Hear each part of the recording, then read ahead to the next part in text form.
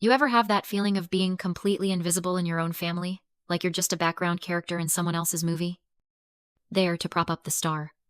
Yeah, that's been my entire life. My name is Rachel. I'm 27.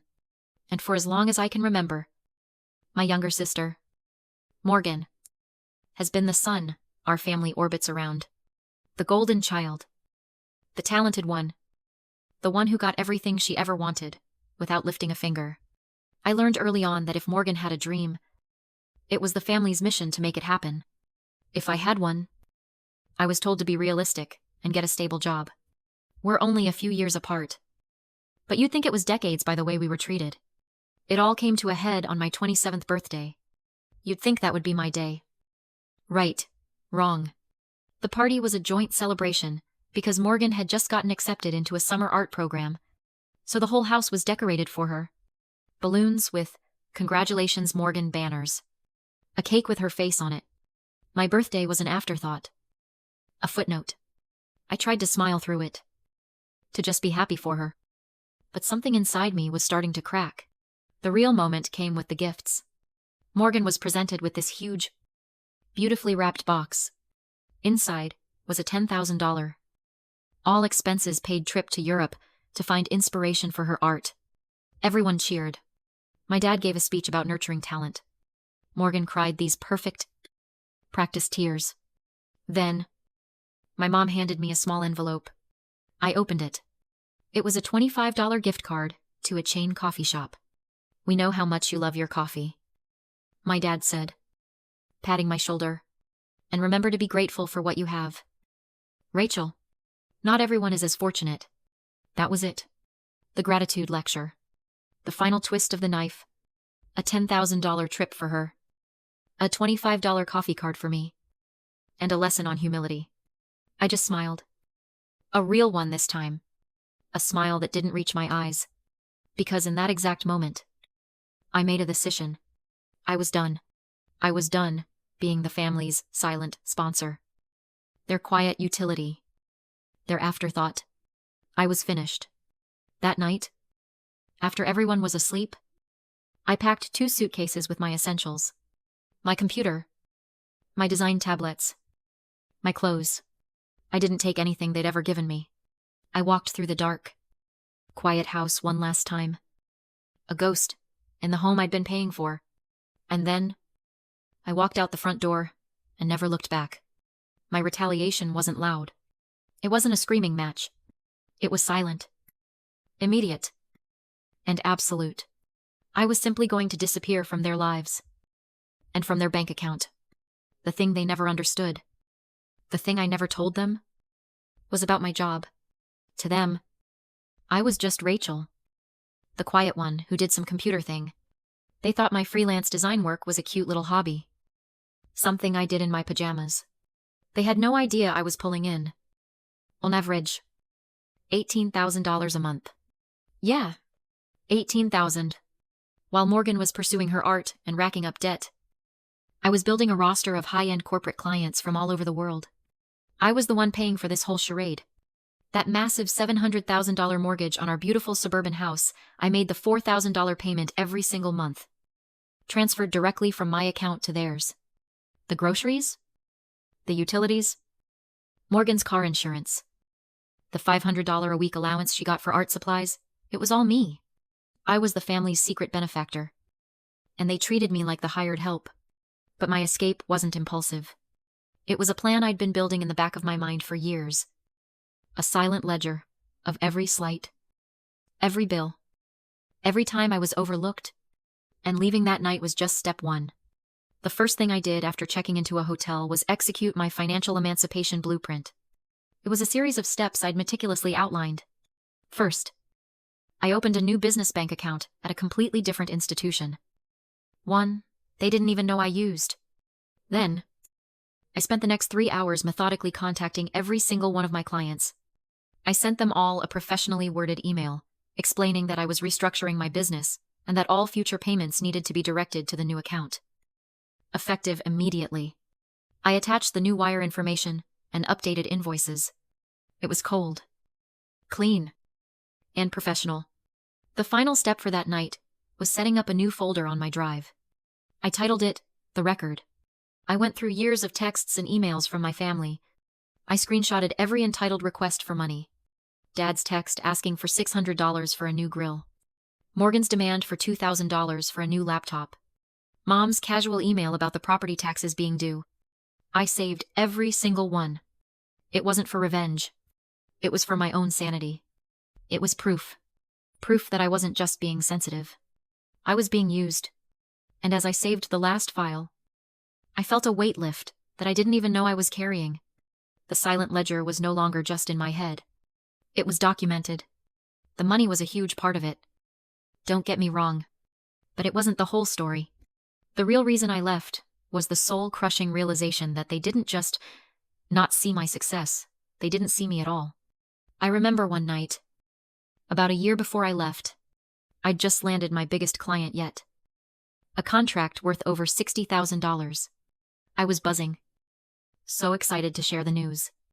I came downstairs and found my parents in the living room, looking over Morgan's latest painting, a messy, uninspired, abstract she'd spent a week on.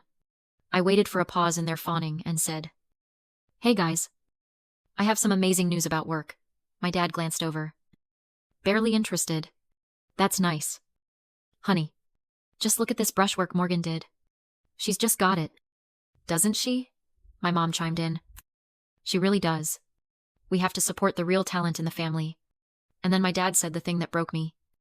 "Probably for good," he said. "It's a good thing you have your little computer job, Rachel. It's so stable. It allows us to give Morgan the freedom she needs to create. My work wasn't my success. It was a utility. A tool to fund my sister's life. I was a walking, talking ATM machine. And they were patting me on the head for being so convenient. I never told them about the $60,000 contract. That was the echo chamber. I lived in a place where my achievements were met with silence, and my only value was what I could provide. On the night I finally walked out, I was carrying my last box to the car, when my neighbor, Mr. Henderson, was out walking his dog. He was a sweet old man who'd known me since I was a kid. He stopped and smiled at me. "Leaving on an adventure, Rachel?" he asked kindly. I just nodded, not trusting my voice. He looked at me, his eyes full of a warmth I hadn't felt from my own family in years, and said, "You know, I've watched you grow up. You were always the quiet one. Head down. Working so hard. Always helping out. You've got a good heart. And you're going to do great things." A single tear rolled down my cheek. That was it. That was the validation I had been starving for my entire life. And it came from a near stranger on the sidewalk at 2 a.m. Before I got in my car, I did one last thing. I opened my banking app and made one final mortgage payment. Not for them, but for me, it was a clean break. A final settling of the books. I wasn't running away from a debt. I was closing a ledger. And as I drove away, I didn't feel angry anymore. I just felt free. For about a week, there was nothing.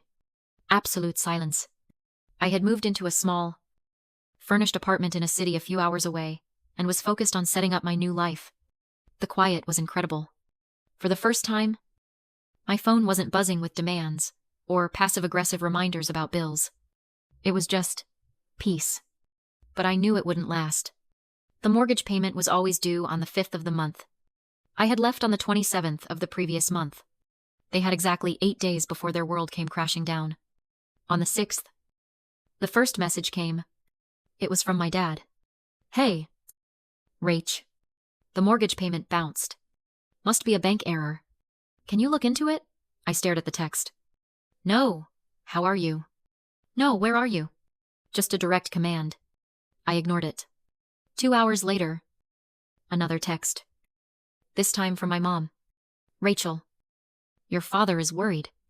The bank is saying the payment was rejected. We need you to call them.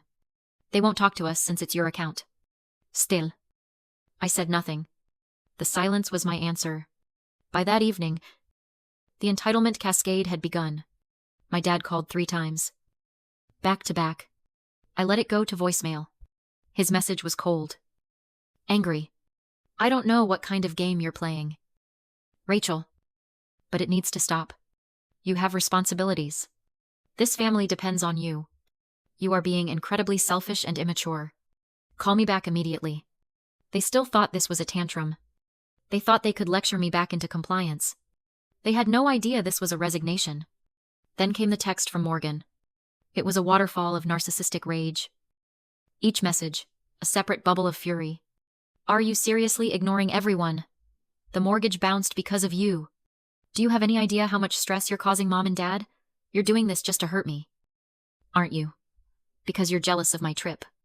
You think because you make a little money, you can just abandon your family. Unbelievable. Some of us have important careers to focus on, and can't be bothered with this petty drama. You better fix this. Now. I read through the messages, and I didn't feel a shred of anger. I just felt pity. It was so transparent. Their concern wasn't for me. For my safety. For my well-being. It was for my wallet. Their panic was purely financial. Without me. The whole illusion of their perfect life collapsed. My silence wasn't a punishment, it was a mirror. And they hated what they saw. One by one. I blocked their numbers. Dad. Mom. Morgan. It felt like turning off a loud, droning noise that had been playing in the background of my entire life. And in the silence that followed, I finally heard myself think. The next few months were the best of my life. I moved to Austin, a city I'd always wanted to live in. I got a beautiful apartment downtown with floor-to-ceiling windows and started building a real life for myself. My business exploded, freed from the constant financial and emotional drain of my family. I had so much more energy to pour into my work. I took on bigger clients, hired a virtual assistant, and my income nearly doubled. I made friends. I started hiking on the weekends. I was happy. Genuinely. Deeply happy. I thought that by cutting them off financially and blocking their numbers, it would be the end of it. I assumed they'd figure it out. Get loans. Downsize whatever normal people do when their free ride ends. I had underestimated their desperation. Their campaign of manipulation escalated into something I never could have predicted. It turned from emotional blackmail into professional sabotage, because I had built a strong online portfolio over the years. My client list wasn't a total secret. They must have done some digging. Found some of my older, smaller clients from my early days. And then they started making calls and sending emails. The first I heard of it was an email from a former client, a small boutique owner. I designed a website for years ago. The subject line was just checking in. Her email was cautious. Hi Rachel. I hope you're doing okay. I received a very strange email from someone claiming to be your mother.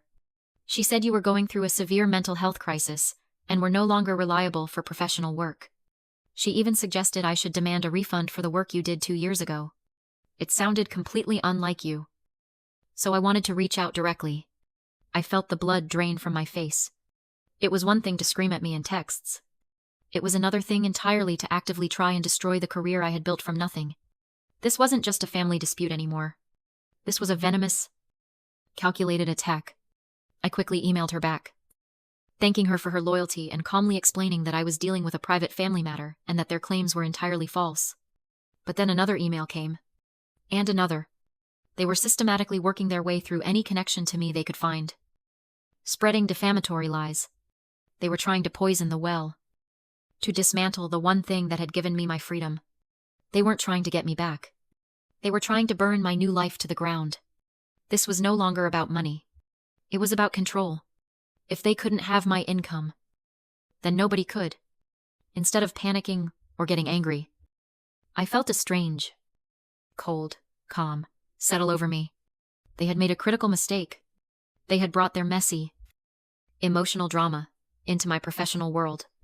And in that world, I wasn't the quiet, overlooked daughter. I was a business owner, and I responded like one. I didn't engage with them directly. I didn't send a single text or make a single phone call. Instead, I spent the afternoon gathering evidence. I compiled the emails from my clients. I documented the specific lies they were telling. Then, I called a lawyer I'd worked with to incorporate my business. I explained the situation, focusing not on the family drama, but on the tangible. Professional damage, defamation, libel, and tortious interference with business contracts. He was appalled. He said it was one of the most malicious cases he'd ever heard of. The climax of our story wasn't a shouting match at a family dinner. It wasn't a tearful confrontation. The climax was a legal document. A crisp, formal, 5-page cease and desist letter delivered by certified mail to my parents' house, with a separate copy sent to Morgan. The letter was brutal in its professionalism. It detailed every false claim they had made. It listed the potential financial damages to my business. It cited the relevant state and federal laws they were breaking. And it concluded with a simple, non-negotiable demand: cease all contact with me and my business associates immediately, or a lawsuit would be filed for damages that would, as he put it, far exceed the value of their primary residence. The sabotage stopped overnight. The silence was immediate and absolute. It was like they had run full speed into a brick wall they didn't even see. Their emotional manipulation was powerless against the cold, hard force of the law. A few weeks later, I heard through the grapevine that Morgan's grand trip to Europe had been quietly cancelled. My parents had to take out a second mortgage on the house just to cover their bills. There was no apology. There was never going to be one. But there were consequences. Months have passed now. My life is quiet and full. My business is thriving more than ever. Last week, I got a text from my old neighbor, Mr. Henderson. It was a picture of the roses blooming in his garden. "Thinking of you, Rachel." It read, "Hope you're happy." I smiled and texted him back, "À maman la tire." Another notification popped up. A new number. A message from Morgan. "I know we haven't talked," it began, "but I'm in a really tough spot, and I was wondering if maybe—" I didn't even finish reading it.